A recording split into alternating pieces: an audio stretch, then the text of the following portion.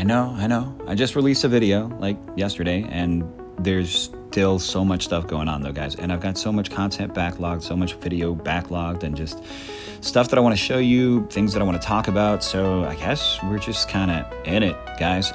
If you haven't yet, please do subscribe to the channel. It does help boost the algorithm and the reach. And then, like the content. It's always helpful as well. I would say that I'm ripping around, but I am not really ripping around. One does not hop on an Inmotion V9 to rip around. You take a nice, comfortable cruise. You take a leisurely jaunt, but ripping is not what you do on the Inmotion V9. I love this thing, and I find myself reaching for it more and more lately because it's just so easy. I'm going to sound lazy. I probably sound lazy with that, right? Like, oh, it's just easy. But literally, guys, I mean, like, I don't have to... I'm not thinking about trying to jump the thing. I'm not thinking about trying to, like, torque it and do any, like, crazy maneuvering or anything like that. So by virtue of that, it already, like, limits the amount of calories that I'm spending on every single journey. And then I don't have to wear the entire Power Rangers outfit gear thing that classically, just takes forever to put on. It takes forever to take off. And then in Florida, it's also a little bit toasty. So... feeling your knees breathe, guys. It's weird, but there's something to letting your knees breathe. So once upon a moon, one of my lovely audience members was like, it would be really cool if you showed us around, gave us the sights. And I started doing that just a little bit. So coming up on the road that we're moving on to right now, that's 34th. And 34th is where that graffiti wall is. And that's kind of where the whole telling people about, my hometown journey, that's where it all came from. And that guy in that car was really angry. He was really, really, really angry. I have never seen somebody, that's why I'm laughing right now. I digress. So we were talking about the V9. This thing is super duper convenient. I'm just more and more drawn to it. It's got this excellent speed for commuting. It tops out at, the city's legal bike limit. It's like 27 miles an hour. So it tops out at that. It doesn't cause any stark reactions from people because it's not moving at a pace that gets people nervous or get noticed. It's not like a sore thumb sticking out, right? Like, because going 45 miles an hour on one wheel, people really, really start to notice, and not in the novel way. Okay, so the other thing is that I know I'm not wearing the pads, but if I fall, if I bust my butt going 20 miles an hour, I'm not really that concerned. I know you can break your leg. There's this guy who broke his freaking femur going 5 miles an hour. So, I mean, like, I know that can happen, but I just try to dress for the situation that I'm going into. And at 20 miles an hour, roughly, normally what I'm going to cruise at on the V9, I don't feel like all of the super duper armor is absolutely positively necessary. Also, if I fall, I don't feel like this thing is going to be a cannonball and like hit me in the back of the head, which is something that I actually do worry about with bigger wheels. It's just like the Master Pro, the Master, even the V14, getting hit in the back of the head with an 80-pound cannonball is not a comfortable sensation. And that's happened to me more than a couple of times. So just putting it out there. So right now we're rolling down 2nd Avenue. We're headed toward the University of Florida. 2nd Avenue is the parallel road to University Avenue.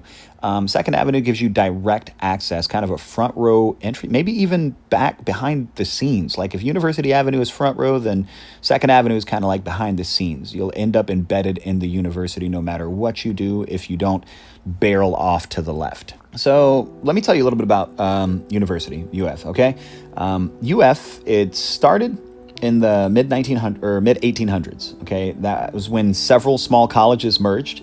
By 1906, Gainesville became the permanent home for this newly formed entity, and the school grew into one of the largest public universities in the U.S. The Gator, however, came along a little bit later in 1911, and it wasn't chosen because it was like just on the property or anything like that, but it was actually because this is something that people recognize Florida for. The alligator, it's fierce, and people are like, yeah, alligator, Florida, alligator, Florida, or like Louisiana. So, I mean, I feel like Louisiana could have a Gators team and nobody could get mad. But over the decades, it became more than a mascot for, the school, though. It's now a symbol of persistence, adaptability, and a whole lot of confidence. It's the kind of confidence that makes a statement before you even open your mouth. These guys are so big on their whole Gator country thing down here. They live, eat, breathe, sleep this stuff. And so, before you even say anything, people know exactly what time it is when you say UF and you talk about the Gators. And I don't think we're putting any crazy numbers on the board in terms of like academics or athletics right now. So it's kind of just happy to be a UFE Gator. But, it's chill. I love the amenities. I love the university. I love all the things about riding out here. So I'll live with it. I love it. So over here off to the right, there's going to be like some trails and stuff. We're going to take these trails. Right now, we're actually on the university, if you can believe that. And I know you can't tell that there's trails coming up, but there's some really cool trails, some epic little catwalks, and kind of like garden vibe type stuff. So again, the V9 is absolutely perfectly suited for these sorts of situations where you just want to cruise around, poke around at a nice pedestrian pace and not get anyone mad at you. So here we go. Like I said, off we on the boardwalk. And this boardwalk serves the trail system adjacent, or like right next to, rather. I don't know if it's adjacent. Adjacent is kind of right next to, but specifically right next to. So Lake Alice, okay? So right in the middle of the University of Florida campus is a lake. It has no lifeguards. There is no paddle boats. There's no keep off the grass signs because it's not really for people. It's a wildlife sanctuary. It's so cool being out here. There is so many neat little places and you feel like Tarzan. You feel like you're always on some Indiana Jones adventure just because there's so many cool things every which way that you look. Like up there into the canopy, over here to my right, over here to my left. There's just so much cool stuff going on. And here, let's go on down here. Lake Alice, it began as a simple sinkhole, and it slowly started filling with rainwater over the decades. And instead of draining it or building over it, the university, they just left it to the wild. And what you see today is one of Gainesville's most alive spaces, not because of the students, but because of the residents with scales, shells, and feathers. You'll see alligators here, not in a zoo context either, or not in a tank, okay, but just resting on the banks, gliding through the water. These fellas, they're not the mascot. They're not like the team's mascot. These are just gators of UF sharing the space with them. And it means that you gotta respect the fact that you're in their home. So, if you come out here, don't feed them, and please don't walk your dogs by the edge of the water, man. That's just never a smart move. So, there's turtles out here. They sunbathe on fallen logs. There's ospreys out here diving for fish, and the seasons out here, they bring serious waves of migrating birds. So it's a reminder that, in the middle of lectures and traffic and deadlines, nature kind of keeps on doing its thing. You'll just see majestic stuff happening, and it's kind of wild. So Lake Alice, it's not fenced off or ticketed. It's wide open, it's free, and it's always changing. It's not just the wild heart of campus, literally. It's proof that the wild can live alongside the human if we let it, Now, standing on the shore of Lake Alice, there's this beautiful building. It's called the Baughman Center, and it looks like something lifted out of a storybook. A tall, angular frame of warm timber and glass, rising straight out of the landscape. Completed in 2000, this interfaith sanctuary was designed by the architect, John Zona Jr., with one idea in mind: let the building belong to the lake and the trees as much as to the people who use it. From the outside, you can see how every line points upward. like the pines that surround it, while the glass reflects the water and the sky. The roof's sharp pitch and repeating wooden arches give it a cathedral-like presence without the steeple, and its long walls of glass, they mean that no matter where you stand outside, you can catch a glimpse of light moving through it. It's absolutely remarkable and breathtaking. So from there, you're not going to hear music or speeches, just the wind off the lake and the sound of leaves overhead. The Baughman Center does not make any effort to dominate the landscape. It really is part of it. It just kind of fuses into it. And it's beautiful. It's just a quiet marker on the edge of campus that draws your eyes without shouting for attention. So even from the outside, it really tells a story.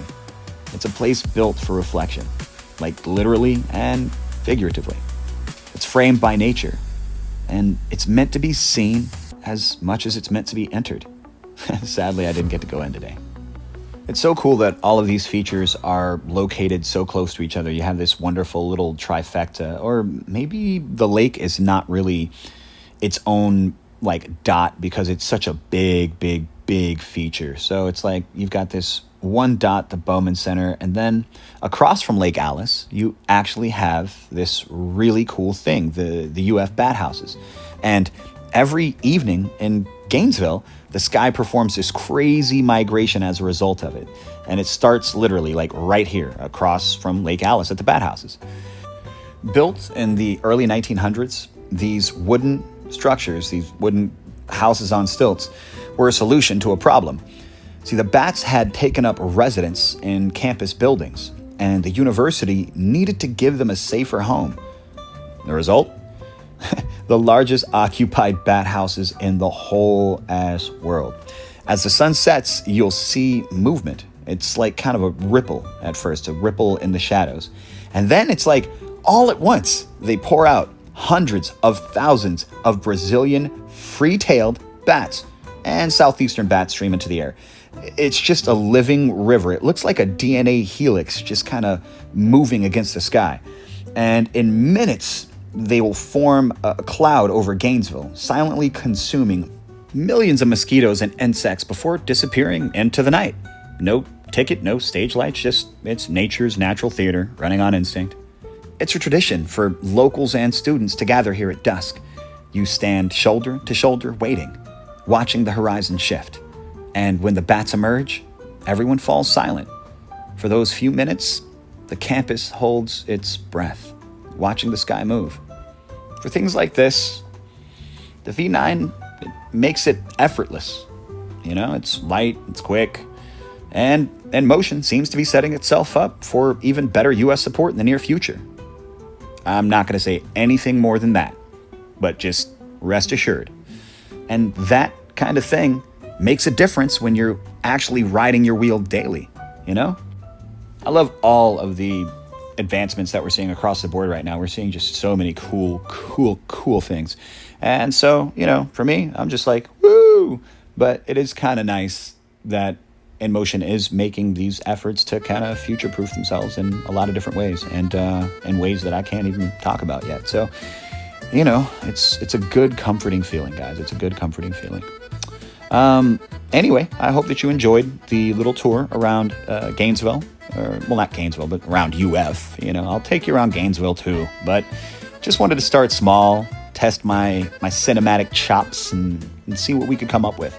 I genuinely hope that you enjoyed it. If you stuck around this long, please do leave a like. And also, if you haven't yet, guys, subscribe. I'm going to try to start making sure that I lean into responding to, especially on the busier ones, man, trying to respond to these subscribed comments first. So thanks again, guys. I'm going to get out of here. I hope you enjoyed it, and we'll talk soon. Peace.